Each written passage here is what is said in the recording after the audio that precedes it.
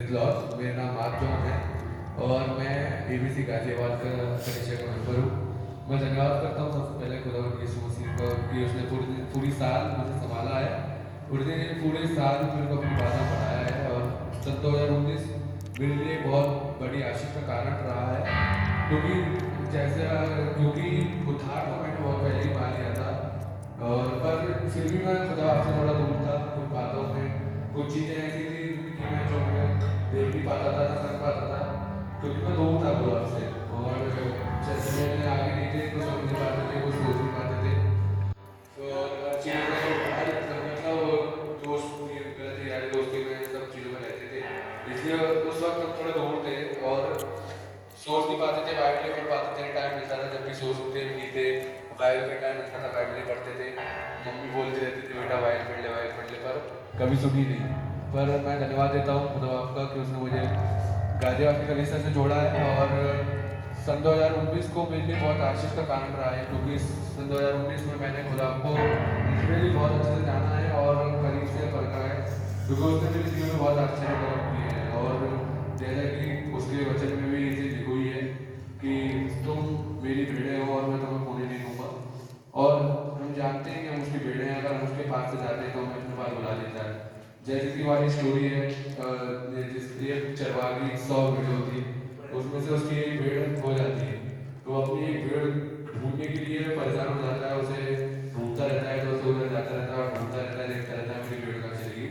और वो भेड़ जब भेड़ काटने में लगती रहती है, फिर भी वो उस भेड़ को निकालता है और उसे अपने पास उसे फिर से सेफली उस जगह पर रखता है जहाँ पे वो 99 भेड़ों को रखा हुआ होता है।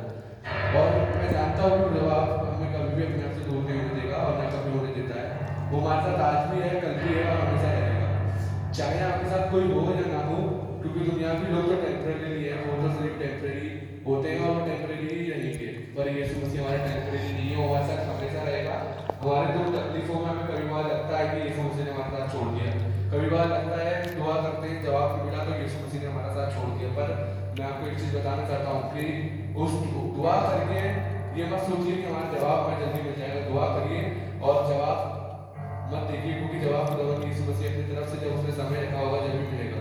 जैसे कि आप सब जानते हैं कि एक कोढ़ी था जो कुंड के पास बैठा रहता था, कि वो सोचता था कि मैं कुंड में जाऊँगा और मैं भी सबकी तरफ झुका हो जाऊँ, पर वो कोढ़ी था, वो उस कुंड के पास जा नहीं पाता था। उसने बहुत साल और एक दिन ऐसा है जब वो उस कुंड के पास जाने वाला हो सका और उसने आशीष दी और वो भी झुका हुआ है। तो मैं आपको यही बताना चाहता हूँ कि इंतजार करिए, अपनी दुआ करिए, बच्चों को पढ़िए और इंतजार करिए, सब बातों को उस खुदा की यीशु मसीह के ऊपर छोड़ दीजिए, क्योंकि उससे बड़ा ना कोई दुनिया में है और ना कोई होगा। वचन में लिखा है कि तुम मेरी बाट जोते रहो, मैं जल्दी तुम्हें लेने के लिए आ रहा हूँ। क्योंकि जैसे कि हम सब देख रहे हैं कि दंगे फसाद हो रहे हैं, बहुत सारी लड़ाइयाँ चल रही हैं और उसके कारण कुछ लोग जो भी मतलब क्रिश्चियनिटी पे भी कुछ लोग कुछ कर रहे हैं, तो ये सब चलता रहेगा, क्योंकि वचन में ये सब लिखा हुआ है कि ये सब होने पर है। और इस चीज़ों से हमें ये भी पता चलता है कि हमारा खुदबाप हमें जल्दी लेने आने वाला है और वो द्वार पर ही है। हमें सिर्फ तैयार रहना है, जागते रहना है। अगर हम सोते रहेंगे तो कोई फायदा नहीं है, यीशु मसीह आएगा और हमें जैसे कि दुनियावी लोगों को ले जाएगा वैसे ही वो हमें भी ले जाएगा। हमारा ये फर्ज है कि हम उस वक्त जागते रहें और यीशु मसीह की बाट जोते रहें। मैं ये धन्यवाद देना चाहता हूँ कि उसने मुझे अपने लिए चुना है और अपनी खिदमत के लिए चुना है। मैं आपको एक चीज़ बताना चाहता हूँ कि जब मैं इस साल की JFF में गया जो लखनऊ में होता है, मेरे को बहुत अच्छा लगा। मेरे को पास्टर टोनी और पास्टर पराग नरसिंह के वचन से बहुत आशीष मिली है, जिस वचन के द्वारा मेरा दिल से खुदा ने काम करा है और मैं चाहता हूँ कि अब मैं उसकी सेवा करूँ। मैं उसकी सेवा करना चाहता हूँ, यही नहीं केवल कि स्टेज पर रहूँ, स्टेज पर उसकी सेवा करूँ, प्रचार करूँ या फिर गाने गाऊँ, पर मैं चाहता हूँ कि उसके दिल से सेवा करूँ, पूरे चर्च में हर चीज़ में आगे रहूँ और खुदा आपको आशीष दूँ। जब मैंने वो प्रचार सुना, पराग नरसिंह पास्टर ने एक प्रीचिंग करी थी कि हमें उसे अपनी नाव पर हमेशा जगाते रहना चाहिए, क्योंकि एक स्टोरी है जो हमने बहुत सुनी है कि तूफान आया और खुदा आपने अपने चेलों के साथ था, उसने वो तूफान को रोका और वो तूफान थम गया, पर वो जो था उसकी बोट पे वो सो रहा था। जब अगर हम उसे अपनी लाइफ में सुला देंगे तो फिर कोई फ़ायदा नहीं है। वो हमारी बोट पे भी बहुत तूफान आते हैं, हमारी ज़िंदगी एक नाव भी कराए जिसमें तूफान आते रहते हैं और सब चीज़ होती रहती है। हमें ये करना है कि हमें उसे अपनी नाव पर सोने नहीं देना है, उसके साथ बातें करनी है, उसके साथ हंसी के उसके साथ हंसना है, उसके साथ खेलना है, जिससे कि वो हमारी नाव पर सो ना सके पर हमारी नाव पर जागे और हमें अपनी बच्चों पे ऐसे बढ़ाता रहे।